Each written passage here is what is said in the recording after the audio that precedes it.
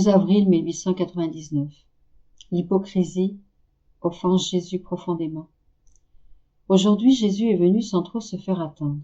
Il m'a dit, « Tu es mon tabernacle. » Pour moi, être dans le Saint-Sacrement, c'est comme être dans ton cœur. Même que je trouve en toi quelque chose de plus, je peux partager mes souffrances avec toi et t'avoir avec moi comme victime devant la justice divine, ce que je ne trouve pas dans le sacrement. En disant cela, il s'est réfugié en moi. Pendant qu'il était en moi, il me faisait ressentir tantôt les piqûres des épines, tantôt les souffrances de la croix, tantôt les souffrances de son cœur. Je vis autour de son cœur une tresse de fil barbelé qui le faisait beaucoup souffrir. Ah, quelle pitié je ressentais à le voir ainsi souffrir. J'aurais voulu prendre sur moi sa souffrance, et de tout cœur, je le suppliais de me donner ses blessures et sa souffrance. Il me dit, « Fille, ce qui offense le plus mon cœur, ce sont les messes, sacrilèges et l'hypocrisie. » J'ai cru comprendre par ces mots qu'une personne peut extérieurement exprimer de l'amour et des louanges au Seigneur et être intérieurement prête à l'empoisonner. Elle peut sembler extérieurement glorifier et honorer Dieu alors qu'elle recherche intérieurement la gloire et les honneurs pour elle-même. Toute œuvre accomplie par hypocrisie, même la plus sainte en apparence, est empoisonnée et remplit d'amertume le cœur de Jésus.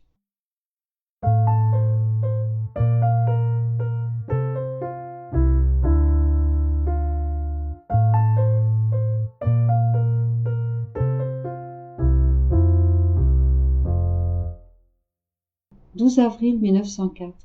La paix est le plus grand trésor. Ce matin, je me sentais perturbée à cause de l'absence de Jésus béni. Après m'être beaucoup battue, il s'est montré brièvement et m'a dit, « Ma fille, quand un fleuve est exposé aux rayons du soleil, en le regardant, on voit le même soleil que celui qui est dans le ciel. Mais cela arrive quand le fleuve est calme, sans qu'aucun vent ne vienne troubler ses eaux. Mais si les eaux sont troublées, malgré que le fleuve soit totalement exposé au soleil, on ne voit rien, tout est confus. Il en va ainsi pour l'âme exposée aux rayons du soleil divin.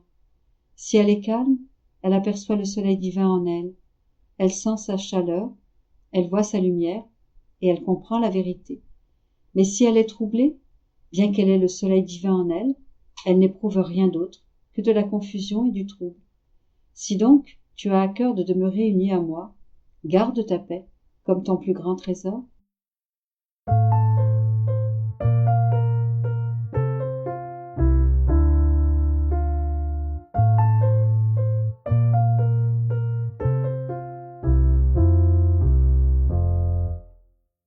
« 12 avril 1917.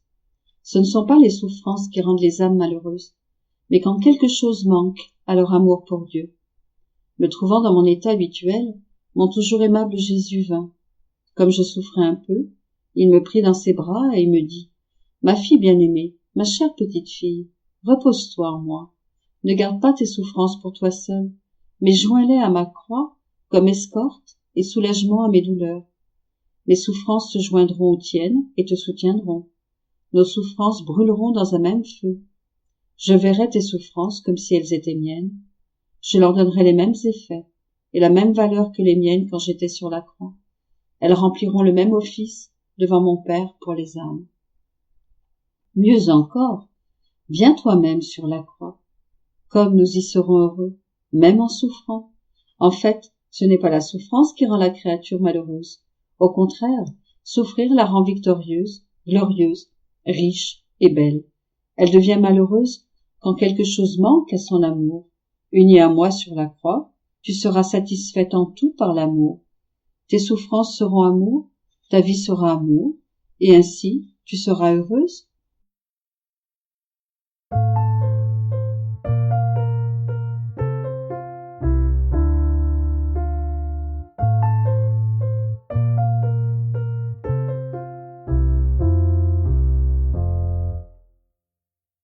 « 12 avril 1918. Savoir se reposer en Jésus. La pureté d'intention. Me trouvant dans mon état habituel, je ressentais un besoin extrême d'être avec Jésus, de me reposer en lui. Mon doux Jésus vint et me dit, « Ma fille, repose-toi en moi. Tu me trouveras toujours à ta disposition. Je ne te ferai jamais défaut. Plus tu te reposeras en moi, plus je me verserai en toi.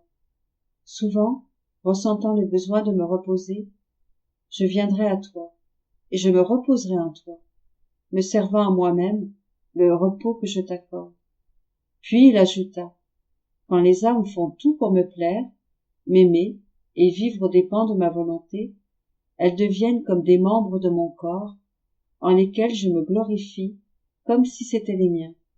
Autrement, elles sont comme des membres disloqués qui me font souffrir. Elles font souffrir non seulement moi, mais aussi elles-mêmes et leurs semblables. Elles sont des membres qui laissent échapper des matières purulentes, contaminant même le bien qu'elles font. »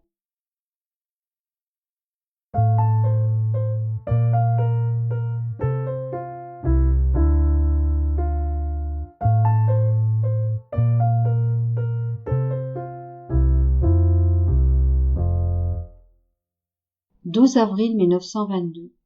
Le péché brise le cours de la grâce et ouvre celui de la justice.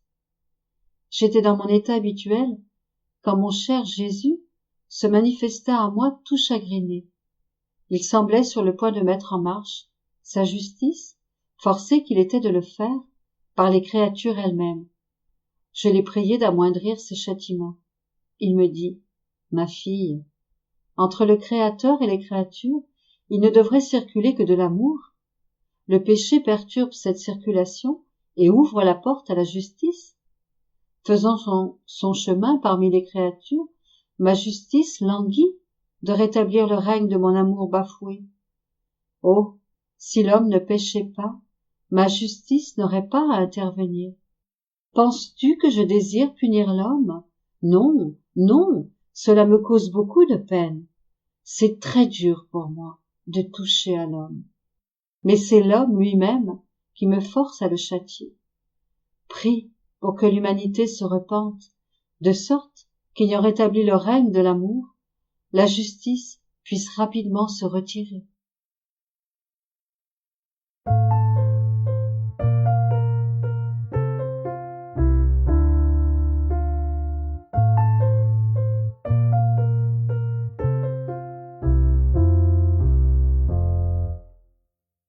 « 12 avril 1927.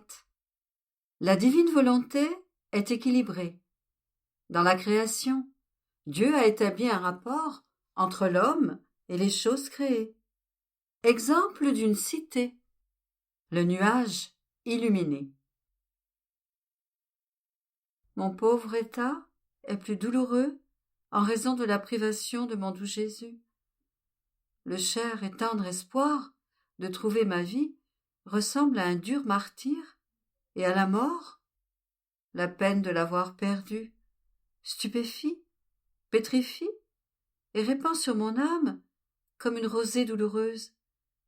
Exposée aux rayons d'une douleur cuisante, cette rosée, au lieu de me donner la vie, semble me vider de mes fluides vitaux. C'est comme la gelée sur les plantes. Elle ne me fait pas mourir, mais elle me flétrit et m'enlève ce qu'il y a de plus beau dans ma vie. Ô combien la mort serait douce en comparaison. Ce serait pour moi la plus belle fête, car je retrouverais celui que j'aime et qui peut guérir toutes mes blessures. Ô privation de mon plus grand bien, Jésus, comme tu es douloureuse et sans pitié. C'est ainsi que dans l'adorable volonté, je demande à tous de pleurer sur mon sort douloureux. Je demande au ciel, avec son immensité, de pleurer celui que j'attends. Je demande aux étoiles qui scintillent de pleurer avec moi, jusqu'à ce que leurs larmes amènent Jésus vers moi et que je cesse de souffrir. Je demande au soleil de convertir ses rayons en larmes et sa chaleur en flèches brûlantes pour assaillir Jésus et lui dire « Dépêche-toi, ne vois-tu pas qu'elle n'en peut plus et que nous versons tous des larmes pour celle qui t'aime tant? Et comme sa volonté est une avec la nôtre, nous sommes contraints de pleurer avec elle. » Je demande à toute la création de dire sa tristesse et de pleurer avec moi. Qui ne serait pas en pleurs devant une douleur aussi grande et incalculable que celle de ta privation? Oh, comme je voudrais pouvoir t'assourdir en convertissant l'éclair argenté des poissons et les murmures de la mer en voix douloureuse. Afin de t'émouvoir, je voudrais changer en soupirs les chants des oiseaux. Jésus, Jésus, combien tu me fais souffrir! Oh, combien me coûte ton amour! Mais alors que j'épanchais ma peine, ma douce vie se manifesta en moi et me dit: Ma fille, je suis ici, n'aie pas peur. Si tu savais combien j'ai mal en te voyant souffrir à cause de moi, tes souffrances ne sont plus pénibles que toutes celles des créatures réunies, car elles sont celles de notre fille, qui est membre de notre famille céleste, et je les ressens plus que si elles étaient miennes. Lorsque notre volonté est dans la créature, tout devient commun et inséparable de nous. Je souffrais pendant que j'entendais cela, et je lui dis que, si c'était vrai en parole, ça ne me paraissait pas vrai en réalité. Comment se fait-il que tu me tortures en me faisant attendre ton retour, et que ton absence soit si longue, que je ne sais plus que faire, ni vers qui me tourner? Tu me rends incapable de te trouver même dans ta volonté, car elle est si vaste que tu te caches dans son immensité, et je perds la trace de tes pas. Alors, ce sont de bien belles paroles, mais où sont les faits? Si tu as souffert à cause de mes souffrances, tu devrais le prouver, en ayant la bonté de revenir vers celle qui ne connaît pas d'autre amour, ni d'autre vie que toi.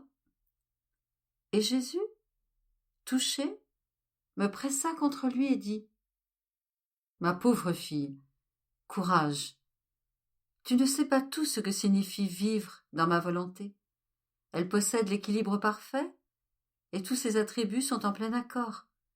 Aucun n'est inférieur à l'autre. Lorsqu'il est nécessaire de punir le peuple à cause de ses nombreux péchés, ma justice exige ces absences, où tu es privé de moi, afin qu'elle puisse s'équilibrer en voyant les fléaux qu'il mérite. Ma justice te met ainsi à part dans ma vie, et elle suit son cours dans ma volonté. Combien de fois mon humanité gémissante n'a-t-elle pas rencontré ma justice avec ses obstacles? Et il m'a cependant fallu céder pour l'amour de l'équilibre de ma volonté. Voudrais-tu être dans ma volonté, en rompant l'équilibre de mes attributs? Non, non, ma fille, laisse ma justice suivre son cours, et ton Jésus sera avec toi comme avant. Ne savais-tu pas que dans ma volonté, tu dois faire l'expérience de ce que mon humanité a subi, et qui était si exigeant et inexorable à cause de la rédemption? De la même manière, pour toi aussi ma justice est exigeante et inexorable à cause du royaume du divin fiat. Mon humanité est cachée parce que ma justice veut suivre son cours et maintenir son équilibre. Mon bien-aimé Jésus se tut. Puis, il reprit: Ma fille, dans la création, ma volonté a créé des liens entre les choses, de telle sorte que tout était relié ensemble. Chaque chose créée possédait un moyen de communication avec une autre. L'homme possédait autant de moyens de communication qu'il y avait de choses créées. Car étant le roi de tout, il était juste et nécessaire qu'il soit en communication avec toute la création pour y régner. Lorsqu'il s'est retiré de la divine volonté, il a perdu même le premier moyen de communication. C'est comme une ville dont la ligne principale d'alimentation électrique est brisée. Aucune autre ligne n'est alimentée, et la ville est dans l'obscurité. Et même si les fils électriques sont toujours là, ils n'ont pas la vertu de fournir de la lumière à toute la ville, parce que la source d'où provenait la lumière est dans l'obscurité. Adam est ainsi devenu une ville dans la noirceur. Les liens de communication ne fonctionnaient plus.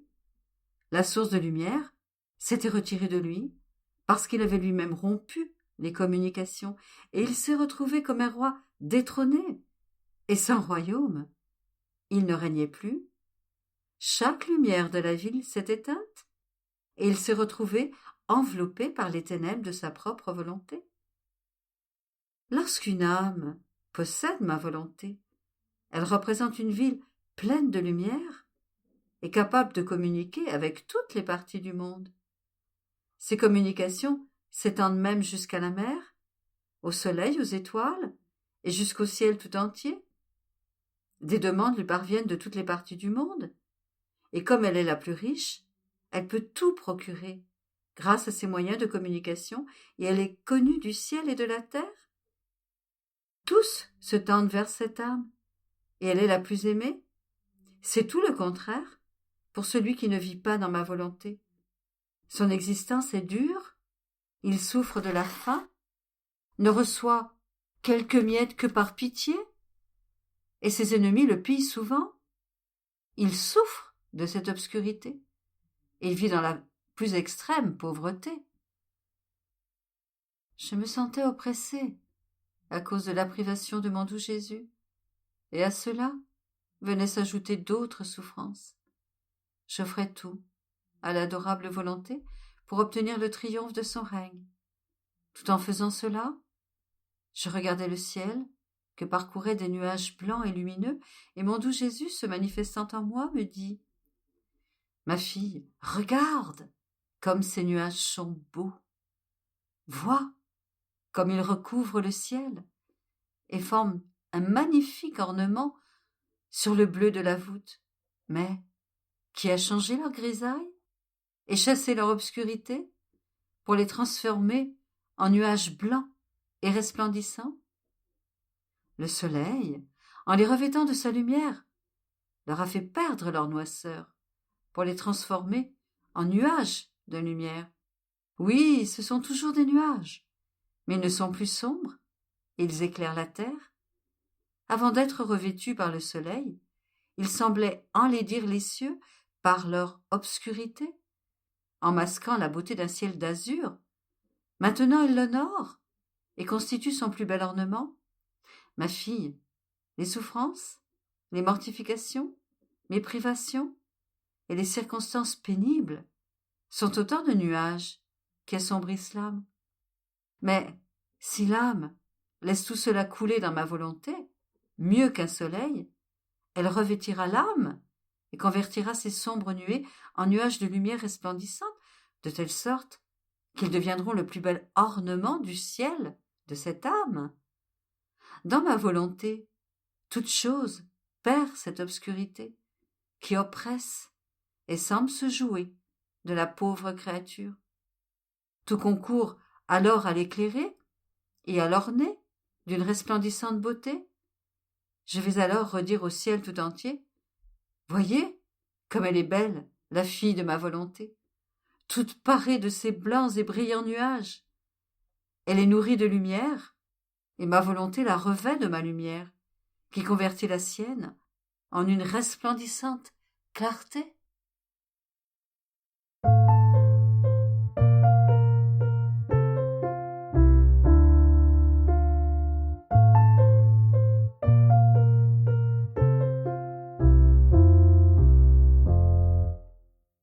12 avril 1928. Analogie entre le paradis et le calvaire. Un royaume ne peut pas être formé par un seul acte. Nécessité de la mort et de la résurrection de notre Seigneur. Je faisais ma ronde dans le divin fiat et j'accompagnais mon doux Jésus dans les douleurs de sa passion, en le suivant jusqu'au calvaire. Mon pauvre esprit s'arrêta pour penser aux atroces souffrances de Jésus sur la croix. Et lui, se manifestant en moi, me dit « Ma fille, le calvaire est le nouveau paradis terrestre où l'humanité retrouve ce qu'elle avait perdu en se retirant de ma volonté. Au paradis, l'homme a perdu la grâce, Sur le calvaire, il l'acquiert. Au paradis, le ciel lui a été fermé. Il a perdu son bonheur et s'est rendu l'esclave de l'ennemi infernal. Ici, dans le nouveau paradis, le ciel lui est ouvert à nouveau. Il retrouve la paix et le bonheur perdu. Le démon est enchaîné alors que l'homme est délivré de son esclavage. Au paradis, le soleil du divin fiat s'est assombri et il a fait toujours nuit pour l'homme, symbole du soleil qui s'est retiré de la face de la terre durant les 3 heures de ma terrible agonie sur la croix. Incapable de soutenir le tourment de son Créateur, causé par la volonté humaine, qui, avec une grande perfidie, avait réduit mon humanité à cet état. Horrifié, le soleil s'est retiré, et lorsque j'eus poussé mon dernier soupir, il apparut de nouveau et poursuivit sa course de lumière. De la même manière, le soleil de mon fiat, mes souffrances, ma mort, rappelèrent le soleil de ma volonté pour régner sur les créatures. C'est pourquoi le calvaire forma l'aube qui rappela le soleil de mon éternelle volonté afin qu'elle brille de nouveau au milieu des créatures. L'aube veut dire la certitude que le soleil va se lever. De la même manière, l'aube que j'ai formée sur le calvaire assure, bien que 2000 ans soient passés, qu'elle rappellera le soleil de ma volonté pour régner à nouveau parmi les créatures. Au paradis, elles ont vaincu mon amour. Ici, c'est lui qui triomphe et conquiert les créatures. Dans le premier paradis, l'homme reçoit la condamnation à mort de son âme et de son corps. Dans le second paradis, il est relevé de sa condamnation, et la résurrection des corps est reconfirmée par la résurrection de mon humanité. Il y a de nombreux rapports entre le paradis terrestre et le calvaire. Ce que l'homme a perdu là-bas, il le réacquiert ici. Dans le royaume de mes souffrances, tout est rendu. Et l'honneur et la gloire de la pauvre créature sont reconfirmés par mes souffrances et par ma mort.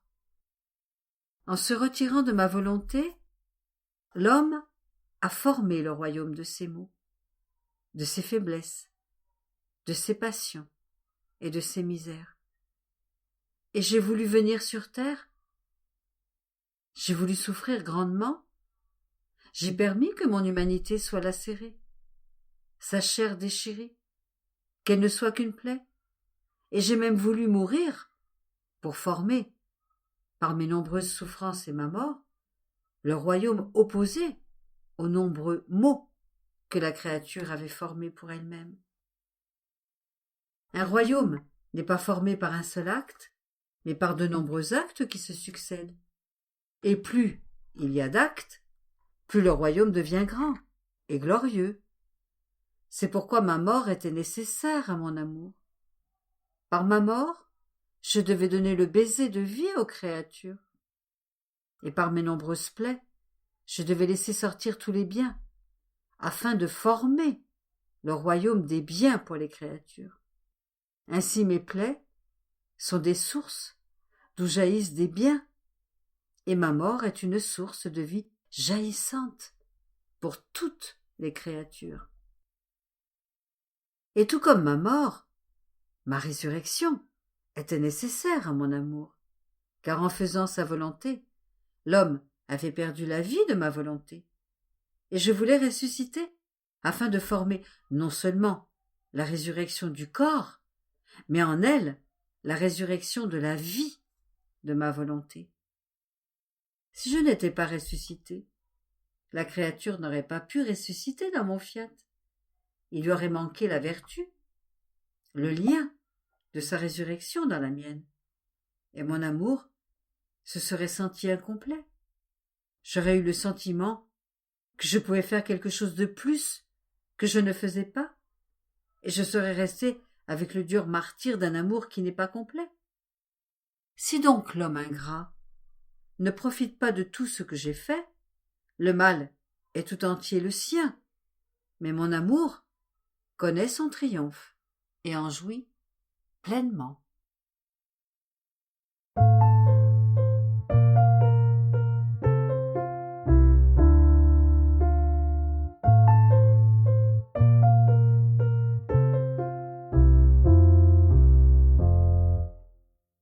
« 12 avril 1929. La création, acte de profonde adoration de la divine Trinité. J'étais tout abandonnée dans le divin fiat. Sa lumière éclipsait ma petitesse et me transportait là-haut, au sein même de l'être éternel, où l'on ne pouvait voir que lumière, sainteté et beauté, et je me trouvais infusée dans une admiration si profonde que je sentais ma petite existence changer en un acte unique d'adoration pour ce Dieu qui m'aime et qui m'a tant aimé. Puis, alors que mon esprit errait dans cette lumière du divin vouloir, mon aimable Jésus se manifesta en moi et me dit : « Ma fille, la sainteté de notre être divin, la puissance de notre volonté, dont nous sommes investis, de telle sorte que bien que nous soyons des personnes distinctes, notre volonté qui opère en nous et qui règne et domine est toujours une. Notre amour égal, réciproque et incessant, produit en nous l'adoration la plus profonde entre les personnes divines. Tout ce qui sort de nous n'est alors rien d'autre que des actes de profonde adoration de notre être divin tout entier. Par conséquent, lorsque notre divin fiat a voulu produire la création tout entière dans le champ d'action, avec sa puissance créatrice, opérante et vivifiante, comme notre fiat était prononcé, nous avons continué à sortir de nous-mêmes des actes de profonde adoration. Les cieux ne sont ainsi qu'un acte d'adoration profonde de l'immensité de notre être divin. Et par conséquent, chacun peut voir les cieux de jour comme de nuit. L'immensité de notre être a sorti de notre sein l'immensité de notre adoration et étendu les cieux étoilés sur l'univers pour appeler tous ceux qui habiteraient la terre dans notre volonté une, de façon à les unifier dans l'immensité de notre adoration, de telle sorte que, en vertu de notre fiat, l'homme devait s'étendre dans l'immensité de son Créateur pour former son ciel d'adoration profonde pour celui qui l'avait créé. Le soleil est un acte d'adoration de notre lumière infinie, et l'ardeur de son adoration est si grande qu'il ne se contente pas de se laisser voir là-haut sous la voûte des cieux, mais que du centre de sa sphère, il abaisse ses rayons au niveau de la terre. Modelant et touchant toutes choses de ses mains de lumière, il revêt tout de son adoration de lumière, et il appelle les plantes, les fleurs, les arbres, les oiseaux et les créatures à former un acte unique d'adoration, dans la volonté de celui qui les a créés. La mer, l'air, le vent et toutes les choses créées ne sont que des actes d'adoration profonde de notre être divin et qui, certains de loin et d'autres de près, appellent la créature dans l'unité de notre fiat à répéter les actes profonds de notre adoration.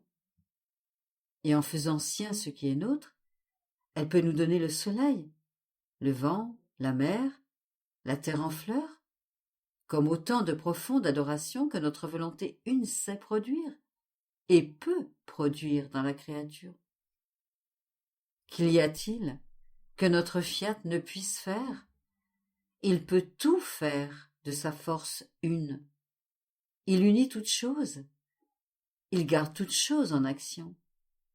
Il unit le ciel et la terre, le Créateur et la créature, en les faisant un. Après quoi, il se retira dans la profondeur de sa lumière et garda le silence. Et je suis restée là, poursuivant ma ronde dans la création, poursuivre cette profonde adoration de mon Créateur dans toutes les choses créées. Oh, comme on pouvait sentir le parfum de l'adoration divine en chaque chose créée. On pouvait toucher de sa main leur souffle adoré. On pouvait sentir dans le vent l'adoration pénétrante et dominante de notre Créateur qui investissant la terre entière, tantôt par sa lumière, tantôt par ses vagues puissantes, tantôt par ses souffles caressants, nous revêt et nous appelle si bien à l'adoration de son Créateur que possède le vent. Qui peut dire la force du vent? En quelques minutes, il fait le tour du monde, et tantôt avec puissance, tantôt en gémissant, tantôt d'une voix faible, et tantôt en hurlant, il nous investit et nous appelle à nous unir à cette adoration divine qu'il donne au Créateur. Puis, poursuivant ma ronde, je pouvais voir la mer. Dans ses eaux cristallines, dans ce murmure continu, dans ces vagues gigantesques, Jésus disait que cette mer n'était rien d'autre qu'un acte d'adoration profonde, de la pureté divine, adoration de leur amour, qui murmure continuellement, et dans les vagues, adoration de la force divine qui transporte tout, comme un fétu de paille. Oh, si le divin fiat régnait sur les créatures, il laisserait chacun lire, en chaque chose créée, l'adoration distincte de notre Créateur que possède chaque chose, et en nous unifiant avec toute la création, une serait l'adoration, un l'amour, une la gloire de l'être suprême. Ô divine volonté, viens régner et fais que la volonté de tous soit une. «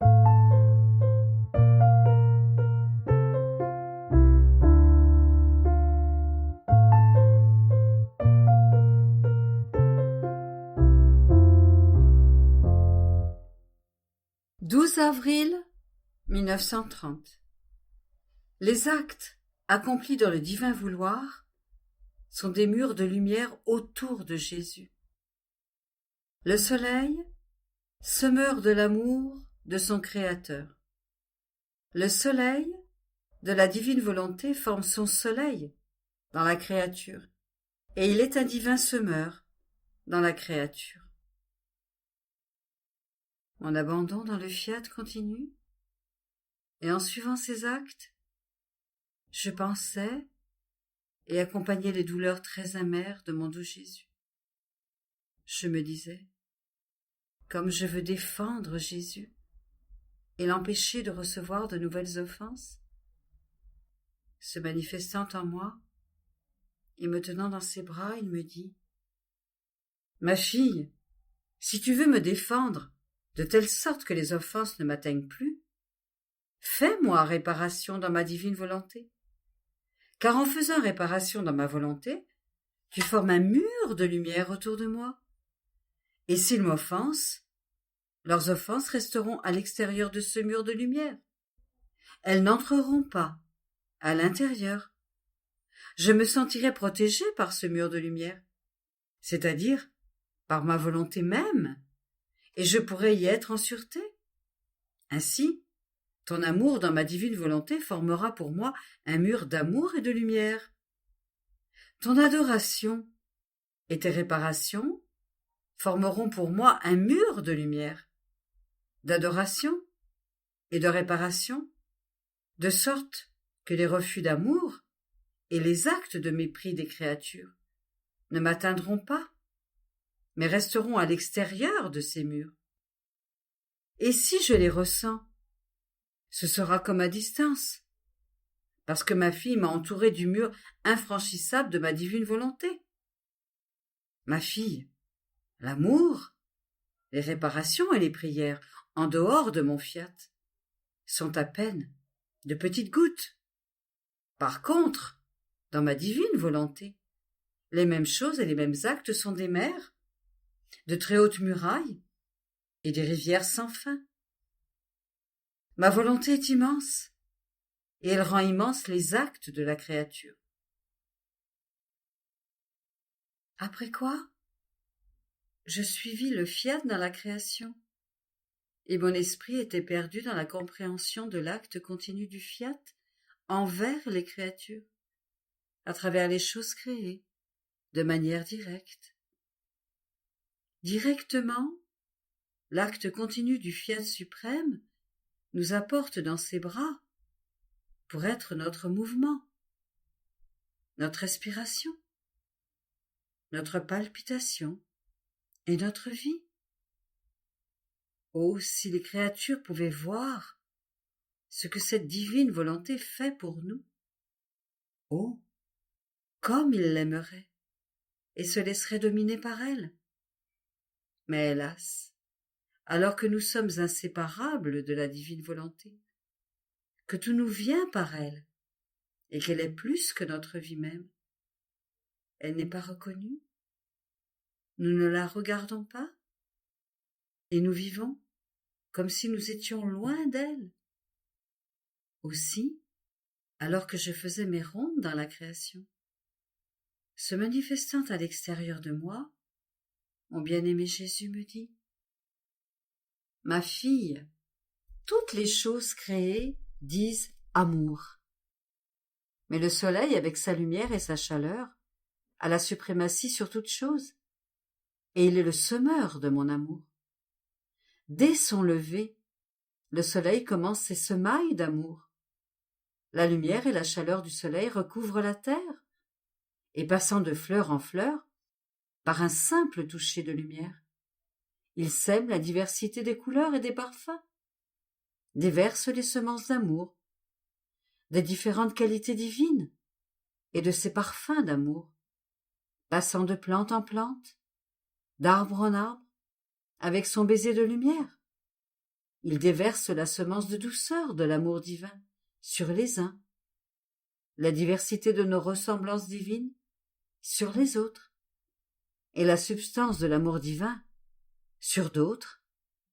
En somme, il n'est pas de plantes, de fleurs ou de brins d'herbe qui ne reçoivent la semence de notre amour que le soleil lui apporte. Et, irradiant toute la terre, les montagnes et la mer de sa lumière, le soleil sème partout l'amour de la lumière éternelle de son Créateur. Mais connais-tu la raison de ces semailles continuelles et ininterrompues, de notre amour que fait le soleil sur la surface de la terre et de tant de manières? Est-ce peut-être pour la terre? Pour les plantes? Ah non, tout est pour les créatures. Oh oui, pour leur amour, et pour avoir un échange d'amour avec elles. Et oh, combien nous sommes blessés et amers lorsque nous voyons que les créatures utilisent les fleurs, les fruits et les autres choses, sans reconnaître qu'en tout ce qu'elles prennent, il y a la semence de notre amour que nous avons déversée sur chaque chose créée à travers le soleil. Et pour tant d'amour, on nous refuse un « je t'aime ». Après quoi, il se tut. La souffrance de Jésus était si grande que j'en restais affligée. Je continuais mes actes dans le divin fiat, et Jésus ajouta : « Ma fille, bien que le soleil soit un semeur infatigable de notre amour sur la terre, lorsqu'il se retire pour former le jour en d'autres régions, le soir, semble apporter la paix sur la terre, en lui donnant la possibilité de produire ou de ne pas produire la semence que le soleil a plantée, en se réservant un nouvel assaut de la semence d'amour. Par contre, le soleil de ma divine volonté ne quitte jamais l'âme. En reflétant sa lumière sur l'âme, plus que le soleil, ma volonté est un divin semeur dans l'âme, et elle forme son soleil dans la créature avec ses reflets. Par conséquent, pour qui vit dans ma divine volonté, il n'y a pas de nuit, pas de coucher de soleil, pas de lever de soleil, pas d'aurore, mais toujours le plein jour, parce que la lumière de mon divin vouloir est donnée à la créature pour être sa propre nature. Et ce qui est donné à l'âme, comme sa nature propre, reste sa propriété. Plus encore, le soleil de ma divine volonté possède la source de la lumière. Il peut former autant de soleils qu'il le désire. De plus, même si l'âme, qui vit dans mon vouloir, possède son propre soleil du divin vouloir qui jamais ne se retire, le soleil de mon fiat a toujours une lumière et une chaleur nouvelles à donner, une nouvelle douceur, de nouvelles ressemblances, une beauté nouvelle, et l'âme a toujours quelque chose à prendre. Il n'existe pas de pause, comme avec le soleil, qui est sous la voûte des cieux, car, ne possédant pas la source de lumière, le soleil ne peut pas former autant de soleil que de tours de la terre autour de lui. Mais pour le soleil de mon divin vouloir, qui possède la source, sa lumière brille toujours. Et en rappelant continuellement la créature à œuvrer avec lui, le soleil de mon divin vouloir donne toujours à la créature son acte nouveau et ininterrompu.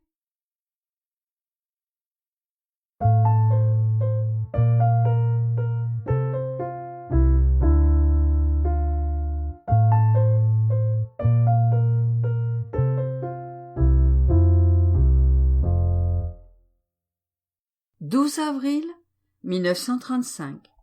La créature qui vit dans la divine volonté abandonne ses haillons, se réduit à rien, et le tout forme sa vie dans le rien. Comment la céleste reine nous aime dans sa conception. Les prodiges que le divin vouloir a opérés en elle. Je sens mon petit atome, ou plutôt le rien que je suis, perdu dans le tout du divin vouloir. Ô combien je sens ce tout dans le rien de la créature. Sa vie libère sa puissance agissante, sa vertu créatrice, qui peut faire tout ce qu'elle veut dans ce rien.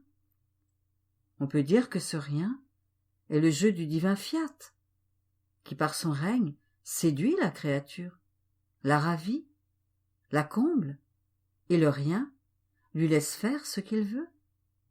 Et la créature ne perd rien du bien qu'elle reçoit.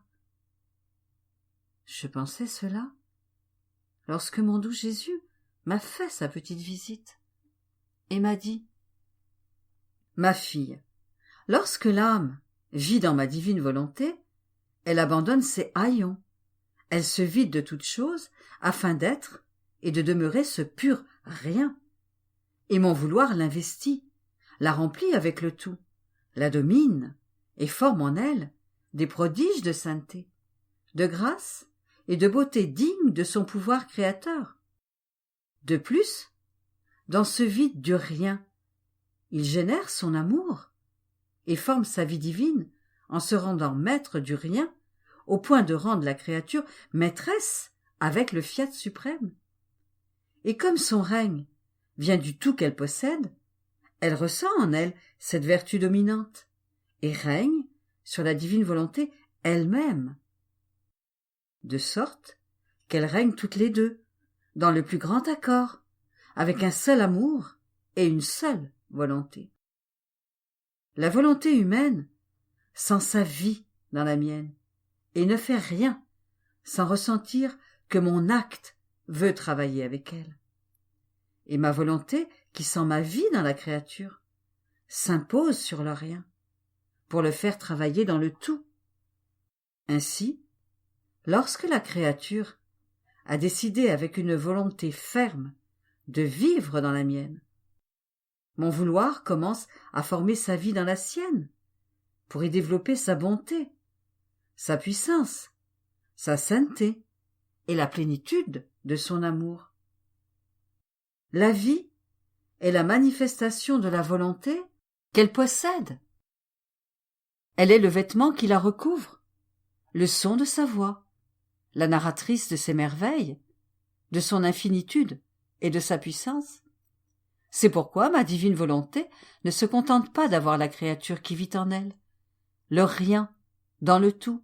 Non, non, ma volonté est satisfaite lorsqu'elle enferme le tout dans le rien pour y former sa vie agissante et dominante, et qu'elle donne dans le rien ce qu'elle veut. Par conséquent, lorsque je te parle de ma volonté, c'est ton Jésus qui te parle, parce que je suis sa vie, son représentant, le narrateur de mon fiat, qui se cache en moi. C'est pourquoi le plus grand des prodiges est de former ma vie divine dans le rien de la créature, et seul mon vouloir a cette vertu, car en possédant la force créatrice, il peut se créer lui-même, créer sa vie en qui veut le recevoir. Lorsqu'elle possède ma vie, l'âme participe à ma sainteté, à mon amour. Oh, comme il est beau d'entendre le rien dire avec le tout, amour et gloire, et avec la force dominante qu'elle ressent, l'âme se diffuse dans les actes divins et règne avec ma volonté.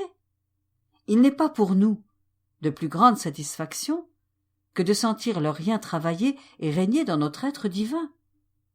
Par conséquent, veille à toujours vivre dans ma volonté. Ma fille, je veux que tu pénètres plus profondément dans l'immaculée conception de ma très sainte mère, dans ses prodiges, combien elle aimait son Créateur, et combien, pour l'amour de nous, elle aimait les créatures.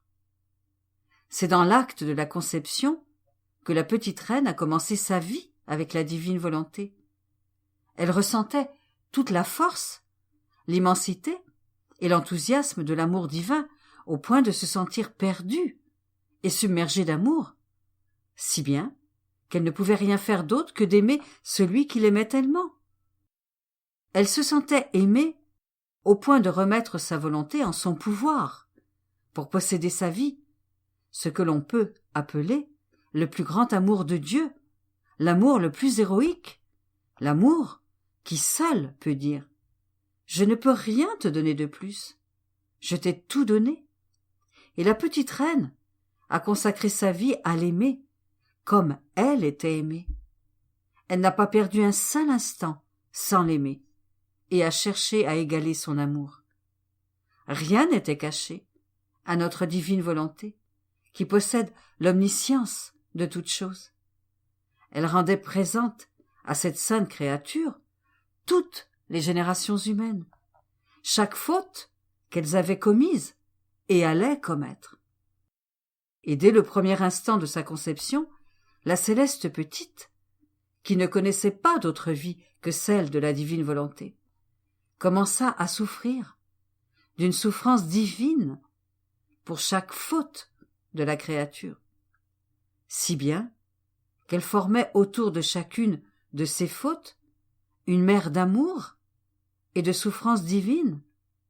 Ma volonté, qui ne sait pas comment faire de petites choses, forma dans sa belle âme des mers de souffrance et d'amour pour chaque faute et pour chaque créature.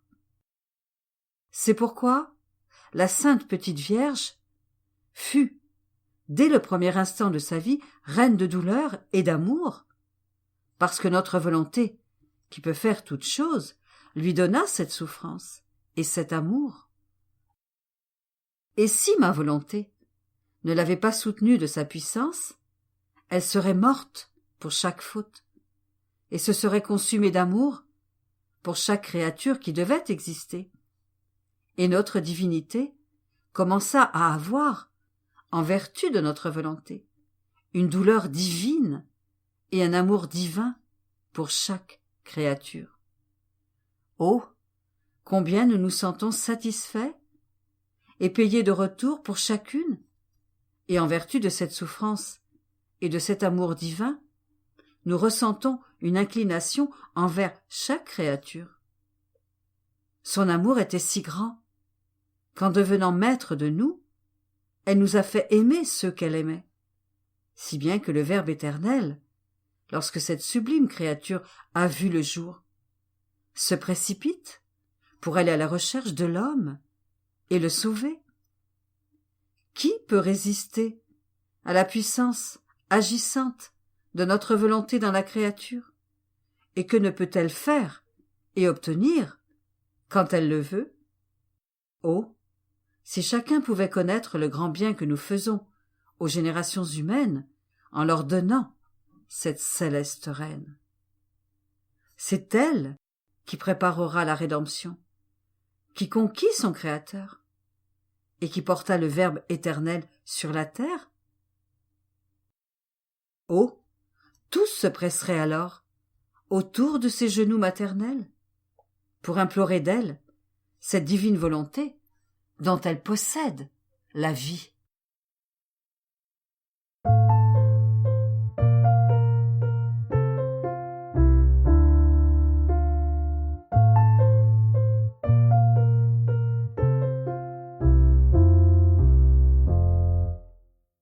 « 12 avril 1938. Celle qui vit dans la divine volonté prononce le fiat en chacun de ses actes et forme ainsi autant de vie divine. Comment le fiat se met entre les mains de la créature et la laisse faire de lui ce qu'elle veut. Différence entre celle qui vit dans la divine volonté, celle qui s'y résigne et celle qui ne la fait pas du tout. Je suis toujours dans les bras du divin fiat. Oh, combien je ressens le besoin de sa vie qui respire, palpite et circule dans ma pauvre âme. Sans lui, je sens que tout meurt en moi. La lumière, la sainteté, la force, le ciel lui-même, comme si le ciel ne me concernait plus. Au contraire, lorsque je sens la vie du divin fiat, tout surgit en moi. La lumière, avec sa beauté qui vivifie, purifie et sanctifie. Mon Jésus lui-même, avec toutes ses œuvres. Le ciel, que le saint vouloir enclôt dans mon âme, comme un sacrarium qui m'appartient tout entier. Ainsi, si je vis dans sa volonté, tout m'appartient et je ne manque de rien. Par conséquent, ô saint vouloir, au commencement de ce 36e volume, je te prie, je te supplie, je t'implore, ne me quitte pas même un seul instant, pour que ce soit toi qui parles et toi qui écrives. C'est toi qui feras connaître qui tu es et combien tu veux être la vie de tous pour donner ton bien à tous. Si tu me laisses faire cela toute seule, je ne saurais pas te faire connaître comme tu le veux, parce que j'en suis incapable. Mais si tu acceptes de le faire, tu triompheras, tu le feras connaître, et tu auras ton royaume dans le monde entier. Ô saint vouloir, éclipse tous les maux des créatures, par ta puissance, prononce ton omnipotent, ça suffit pour que les créatures quittent le chemin du péché et se retrouvent à nouveau sur la voie de ta divine volonté. Mère et Reine du divin fiat, je te consacre ce volume d'une manière spéciale, pour que ton amour et ta maternité se manifestent dans ces pages, pour appeler tes enfants à vivre avec toi, dans ce vouloir dont tu possédais le royaume. Et je commence, agenouillée à tes pieds, en implorant ta bénédiction maternelle. Mon esprit était immergé dans le divin fiat, lorsque mon doux Jésus, visitant ma petite âme, avec une indicible bonté, me dit : « Ma bienheureuse fille de ma volonté, combien de merveilles mon vouloir est capable d'opérer dans la créature, pourvu qu'elle lui donne la première place et toute la liberté pour travailler. Mon vouloir prend la volonté, la parole et l'acte que la créature veut faire. Il les infuse en lui-même, les investit de sa vertu créatrice, prononce son fiat et forme autant de vie qu'il existe de créatures. Tu demandais dans ma volonté le baptême de ma volonté pour tous les futurs nouveau-nés, afin que sa vie règne en eux. Ma volonté n'a pas hésité un seul instant. Elle a immédiatement prononcé son fiat et formé autant de vie que de nouveau-nés, les baptisant comme tu le voulais. Premièrement, avec sa lumière, pour donner ensuite sa vie à chacun d'eux. Si ces nouveau-nés, que ce soit par non-correspondance ou par manque de connaissance, ne possèdent pas notre vie, cette vie demeure toujours pour nous, et nous avons ainsi autant de vie divine qui nous aime, nous glorifie et nous bénissent, tout comme nous aimons en nous-mêmes. Ces vies divines sont notre plus grande gloire, mais ces vies divines ne laissent pas de côté celle qui a donné à notre divin fiat l'occasion de former ces vies. Pour autant de nouveau-nés qui ont vu le jour, elle la garde cachée en eux pour la faire aimer comme ils aiment et lui faire faire ce qu'ils font. Et ces vies divines ne laissent pas non plus de côté les nouveau-nés.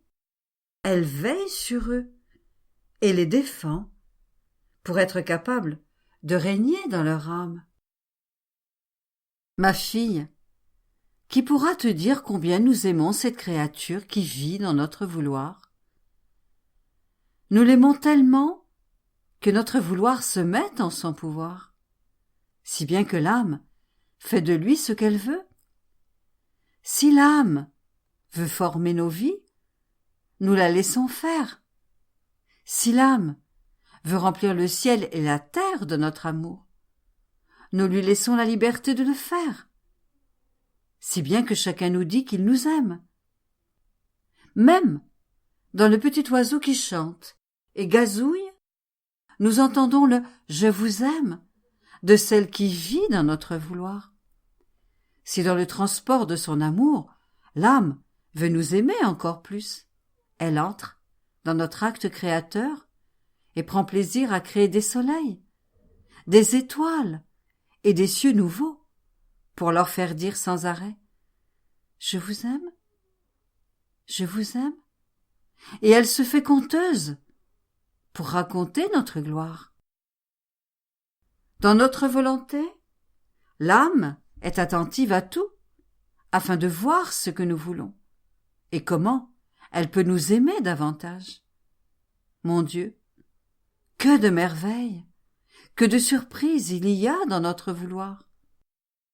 Son doux enchantement est si grand que l'on en demeure non seulement ravi, mais comme embaumé et transformé dans les merveilles du fiat, si bien que l'on ne sait plus comment en sortir. Je me disais alors, quelle sera la différence entre celle qui vit dans le divin vouloir, celle qui s'y résigne dans les circonstances difficiles de la vie, et celle qui ne fait pas du tout la divine volonté. Mon doux Jésus ajouta alors, ma bienheureuse fille, la différence est si grande qu'il n'y a pas de comparaison possible. Celle qui vit dans mon vouloir règne sur tout. Nous aimons tellement cette âme que nous en arrivons à la laisser régner sur nous-mêmes. Nous aimons tellement voir la petitesse de la créature nous dominer que nous éprouvons des joies singulières, parce que nous voyons que notre volonté domine dans la créature et que la créature règne avec notre vouloir. Et, ô combien de fois nous la laissons l'emporter sur nous. Très souvent, notre joie est si grande que nous laissons notre volonté vaincre dans la créature plutôt qu'en nous-mêmes. De plus, la créature qui vit dans notre vouloir est en contact continuel avec lui et acquiert des sens divins de prévoyance. La lumière de sa vue divine est si pénétrante et si claire que la créature en arrive à se fixer en Dieu, en qui elle regarde les divins mystères.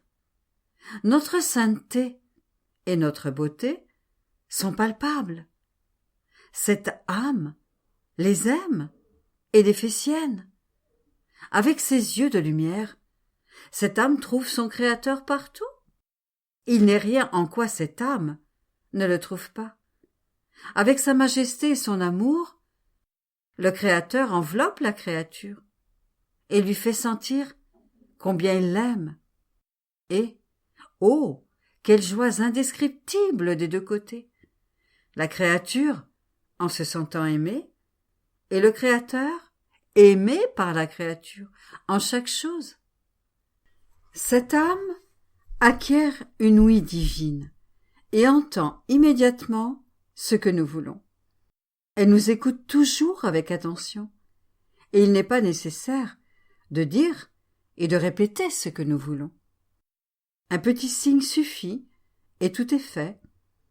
Cette âme acquiert le sens divin de l'odorat, et elle perçoit si ce qui l'entoure est bon et sain, et si cela vient de nous. Cette âme acquiert le goût divin, si bien qu'elle se nourrit d'amour et de tout ce qui vient du ciel, jusqu'à satiété. Finalement, dans notre vouloir, cette âme acquiert notre sensibilité, de telle sorte que tout en elle est pur et sain, et il n'y a aucune crainte que le plus petit souffle puisse ternir cette âme. L'âme qui vit dans mon fiat est toute belle, charmante et gracieuse. Par contre, celle qui est seulement résignée ne vit pas dans notre contact continuel. On peut dire qu'elle ne connaît rien de notre être suprême. Sa vue est très faible et malade, et nuit à la créature. Elle souffre de myopie au plus haut point, et découvre avec difficulté les objets les plus nécessaires. Elle entend mal. Si elle nous entend, oh, combien il est nécessaire de la faire écouter. Son sens de l'odorat, son sens du goût et son sens du toucher sont sensibles à ce qui est humain, se nourrissent de ce qui est terrestre, ressentent le toucher des passions et la douceur des plaisirs de ce monde.